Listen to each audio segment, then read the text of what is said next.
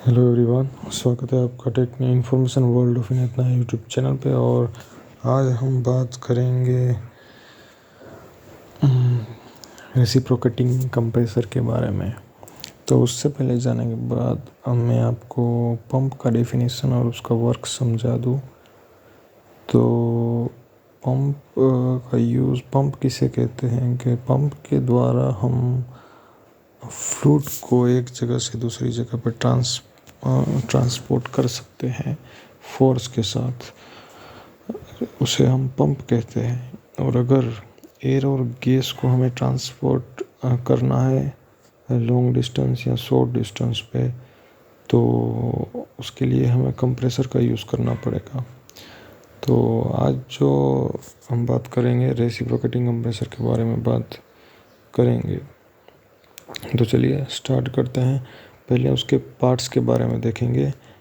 पहले तो जैसे पिस्टन, मेजर पार्ट में अगर आप देखें तो पिस्टन, मैकेनिकल सील हो गया और जिसे स्टफिंग बॉक्स भी कहते हैं, और इंटरमीडिएट जिसको, और उसके बाद ऑयल स्क्रैपर और क्रॉस हेड हो गया। फिर इसके ऊपर शू लगता है, और उसके अंदर लॉक नट और हाइड्रोलिक रिंग रहते हैं,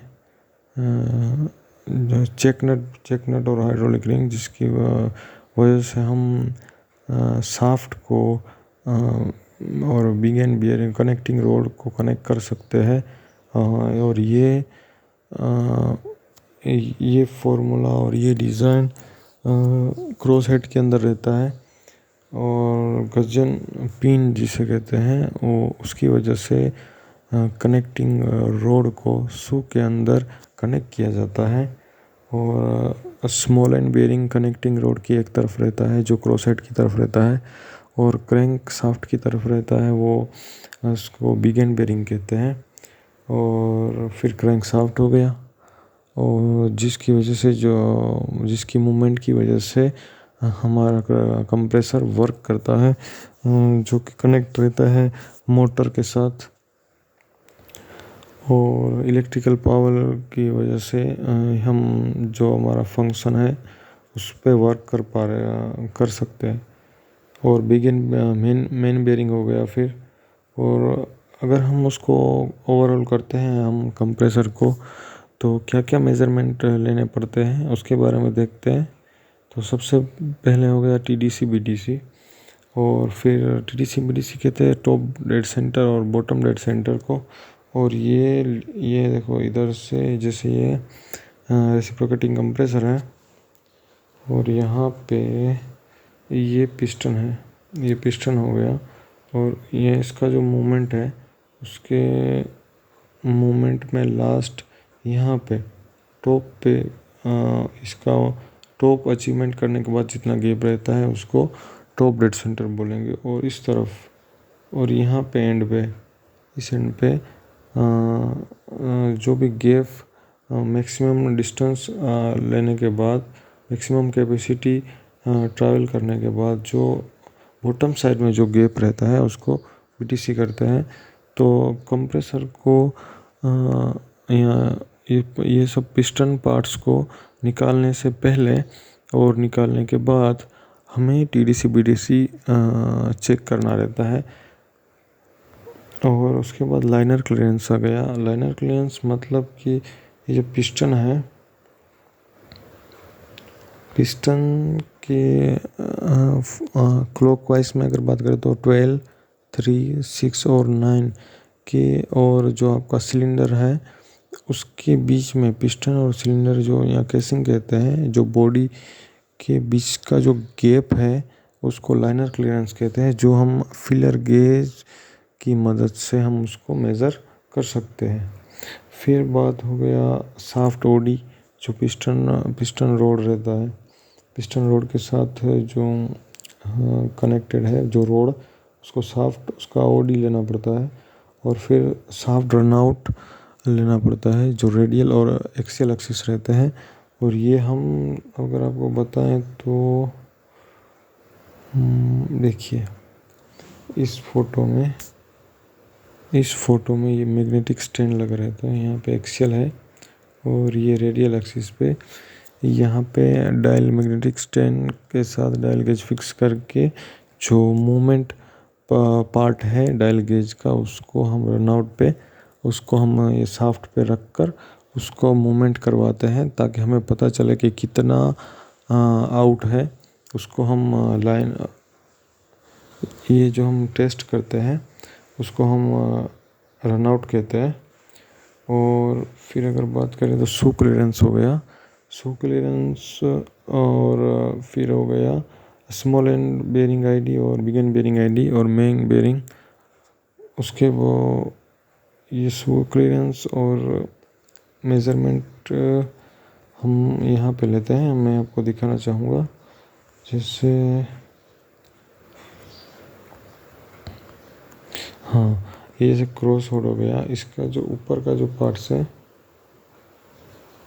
हाँ 3 जगह पे, यहाँ पे बीच में और सेंटर एंड पे, इसी जगह पे यहाँ पे जो मेजरमेंट लिया जाता है उसे शू क्लियरेंस कहते हैं। और ये हम फीलर गेज की मदद से हम उसको ले सकते हैं। तो आइए अब मेज़रमेंट जानने के बाद हम कुछ पार्ट्स देखेंगे। तो सबसे पहले बात करें तो ये है सक्शन वाल है। सबसे पहले ओवरऑल जब हम करते हैं तो इसको ये रिमूव किया जाता है, फिर उसके अंदर से टीडीसी बीडीसी लिया जाता है, ये सक्शन वाल है। और उसके बाद हो गया डिस्चार्ज वाल, ये डिस्चार्ज वाल है। उसके बाद ये है पिस्टन, और पिस्टन अंदर के जो स्मॉल वाला रिंग है उसे हम पिस्टन रिंग कहते हैं, जो बड़ा है उसको हम राइडर रिंग कहते हैं।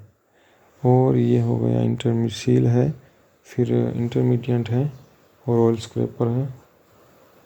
तो अगर बात करें हम तो हाँ ये पार्ट्स है, जो ये है मैकेनिकल सील है, और इधर हो गया इंटरमीडिएट हो गया, और इस तरफ ऑयल स्क्रैपर है।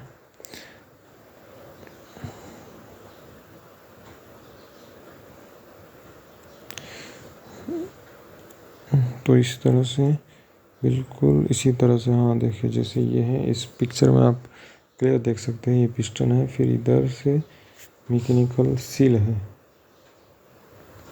ये दोस्तों मैकेनिकल सील है।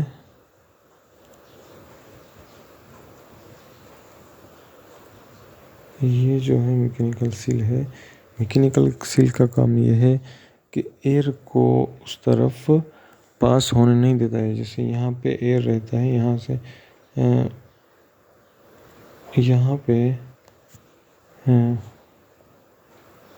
फ्लो हाँ जैसे यहाँ पे सक करता है, इस एरिया पे अगर हम एयर को सक करते हैं, फिर जो एयर यहाँ से अब पास होता है और यहाँ पे आता है, यहाँ पे भी सक करके इस एरिया में जो आता है, फिर इस एयर को या गैस को हम इस तरफ नहीं आ सकते, नहीं ले जा सकते। इसकी वजह से हम मैकेनिकल सील को यूज़ करते हैं। फिर ये आपका इंटरमीडिएट हो गया, फिर अब इसका इंटरमीडिएट हो गया, और ये हो गया आपका ऑयल स्क्रैपर। तो बिल्कुल इस तरह से दिख रहा है, ये बिल्कुल क्लियर पिक्चर है। और ये रहता है इसके अंदर जो पार्ट्स बॉडी रहता है ऑयल स्क्रैपर के अंदर, ये ऑयल स्क्रैपर है, आप देख सकते हैं। और ये कनेक्टिंग रोड हो गया। यहाँ पे जो बेरिंग रहता है उसको हम स्मॉल एंड बेरिंग कहते हैं, और ये है बिग एंड बेरिंग रहता है। तो इसका हमें आईडी लेना पड़ता है, जिसको जो हम इनसाइड माइक्रोमीटर से ले सकते हैं, आप देख सकते हैं फोटो में। और ये दोस्तों यार्ड का पिक्चर है, और इसको हम क्रैंक शाफ्ट कहते हैं। क्रैंक शाफ्ट के अंदर यहाँ पे बिग एंड बेरिंग और जो कनेक्टिंग रोड का बिग एंड बेरिंग है वो कनेक्ट रहता है ये यहाँ पे। और ये मूवमेंट करने के बाद ये बिल्कुल देखिए यहाँ पे यहाँ पे आपका कनेक्टिंग रोड जो बिगिन बेरिंग वाला पार्ट्स है वो यहाँ पे कनेक्टेड रहता है। फिर ये मूवमेंट करता है, इसके मूवमेंट की वजह से, इसके घूमने की वजह से हमारा कंप्रेसर चलता है। हाँ, और ये हो गया क्रॉस हेड हो गया। क्रॉस हेड में अगर मैं आपको बता दूं कि आगे में आपने पार्ट्स में गजन पिन देखा था और कुछ चेक नट्स की बात हुई थी और हाइड्रोलिक नट्स की भी बात हुई थी। तो ये बिल्कुल जो कनेक्शन है वो यहाँ पे है, ये सब यहाँ पे रहते हैं। ये आपको गजन पिन यहाँ पे जो सर्कल के बीच में कनेक्ट रहते हैं। और ये जो साफ पिस्टन तरफ ये पार्ट्स है, ये पिस्टन तरफ का पार्ट्स है। और ये है कनेक्टिंग रोड है यहाँ पे। और ये इसका जो स्मॉल पार्ट है, स्मॉल एंड बेरिंग, वो क्रॉस हेड में अंदर से कनेक्ट करके ये यहाँ पे जोड़ा जाता है। और ये जैसे आपने ऊपर में देखा, ये ऊपर नीचे ये शू है जिसका हम क्लियरेंस हमको लेना पड़ता है। और ये इसके मूवमेंट की वजह से ही कंप्रेसर काम करता है।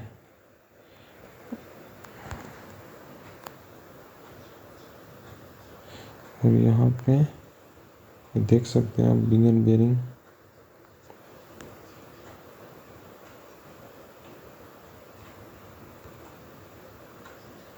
और ये क्रॉस हेड। तो ये हो गया आपका रेसिप्रोकेटिंग कंप्रेसर।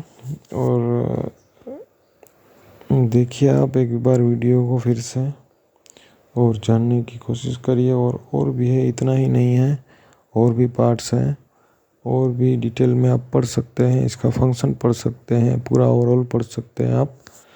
तो आज के लिए बस इतना ही, और देखते रहिए और सब्सक्राइब कीजिए इन्फॉर्मेशन वर्ल्ड ऑफ इनायत नया YouTube channel. Thank you very much.